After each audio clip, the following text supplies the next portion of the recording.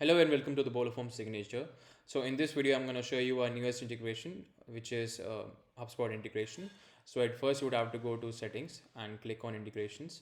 Here you would find a newest integration, HubSpot. You just have to click on install. It would open and pop up. Here you would have to select your account, click choose account, and you just have to connect our app, BoloForms signatures. It would redirect back to the dashboard. Now our HubSpot integration is installed and connected. Now you would have to go to the PDF templates. So here I would select a particular document. Let me just select this one and click on edit fields. Now here you would go to the variables, and as you could see, there is a whole new list of variables named as HubSpot. So we have created these variables for you so that you don't have to create manually and add the data manually. Now BoloForms would do the same for you.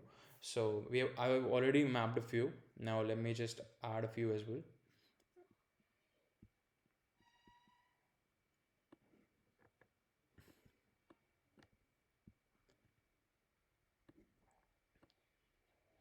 Let me just click on save.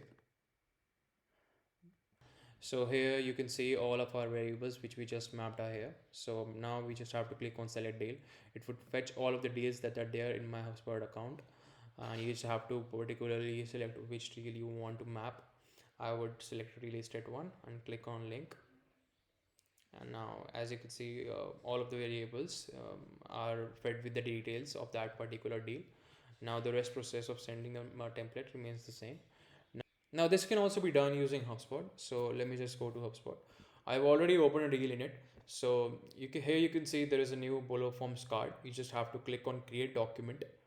It would just open this login page of the BoloForms. First you would have to sign in.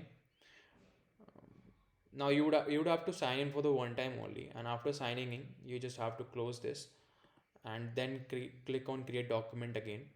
Now it would redirect you towards a PDF template dashboard. Now you just have to click on the particular document and send for signatures. Now you don't have to select the deal. The deal would already be selected, which is real estate one, and the data of that deal would be fetched and fed to the variables. So yeah, that's it.